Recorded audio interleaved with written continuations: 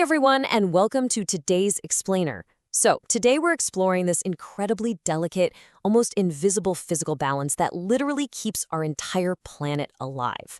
We're going to walk through what I think is a pretty intense scaling thought experiment, one that's honestly going to force us to look at the night sky in a completely different way. We'll be diving into the precise equilibrium that exists between the Earth and the Moon. And, well, we're asking the big question, what would actually happen if that equilibrium shifted, even just a tiny bit? Okay, let's dive into this. I want you to imagine a super visceral, frankly terrifying scenario. What would happen if a commercial jet plane skimmed just 1 single meter right above your head? It's a completely jarring thought, right?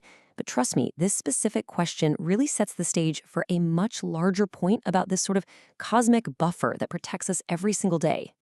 To understand why that jet plane scenario even matters, we first have to wrap our heads around one very specific number, 384,400. That is the exact distance, in kilometers, from the Earth to the Moon. To put that into perspective, this very specific distance is our baseline reality. It's the only thing preventing total disaster. It basically allows for absolutely no deviation. You can think of it as this massive invisible safety net that keeps the climate of our planet stable enough to actually support life as we know it. Think about it like this. If that distance were even a little bit shorter, Earth would just be this chaotic wasteland.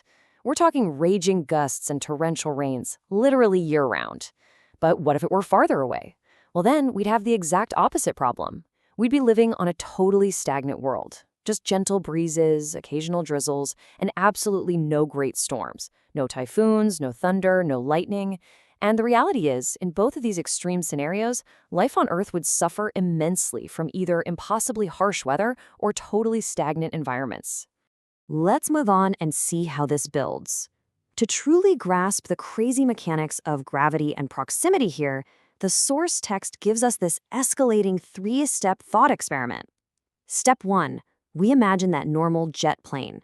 Step 2, we scale that way up to a massive plane the size of 3 entire football fields. And then step 3, we scale it all the way up to the moon itself. So let's just walk through exactly what happens at each of these wild stages. All right, so in step 1, we've got that normal jet plane flying just 1 single meter overhead. Now, even if we totally ignore the severe impact of the infrasonic and shock waves, just the sheer whirls of air currents generated by that flight, they would violently carry us right off our feet. The tiles on our roofs? Oh, they would absolutely be blown away. And what if this plane skimmed over a body of water? Well, it would aggressively carve out these huge water gullies and literally form massive walls of water. The immediate chaos of just this first step is simply staggering. Okay, now we accelerate the intensity. What if that plane was the volume of 3 entire football fields, just flying right past the surface of the Earth? The consequences would be entirely, absolutely catastrophic. The source describes scenes of general turmoil and mess everywhere it passed. Animals would be scampering for their lives, people, horses, literally violently thrown off their feet. Solid walls would just tumble down amidst roaring winds and billowing waves. Ships out on the sea would be completely wrecked, and coastal areas would be constantly pestered by sudden, violent storms. And get this, imagine if this occurred every 25 hours. The survival of any kind of life on Earth would just be unimaginable. And that brings us to the dramatic climax of this whole thought experiment. What would happen if this plane were the moon? Seriously, what if our lunar neighbors suddenly lost that 384,400-kilometer buffer and just skimmed right past the surface of the Earth? So the crucial point is this. Even if we set aside all those other harsh elements, a single flight of a moon-sized object skimming the Earth would literally drag 1/3 of the ocean's water right onto land. Just think about that volume. If it flew around the globe even just once, the resulting gravitational hurricane would cause these absolute, apocalyptic downpours to descend from the sky. Every single continent we know would be completely transformed into an ocean. Could life survive a scenario like that? The answer is a resounding, definitive no.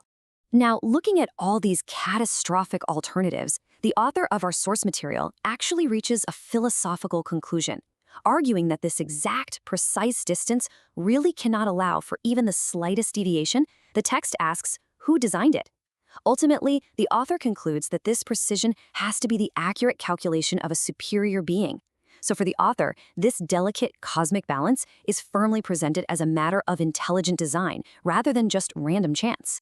And that leaves us with the central, really overarching theme of today's explainer. When we look up at that 384,400 kilometer gap, the exact gap holding back total atmospheric and oceanic destruction, we kind of have to wonder about the nature of our universe, don't we?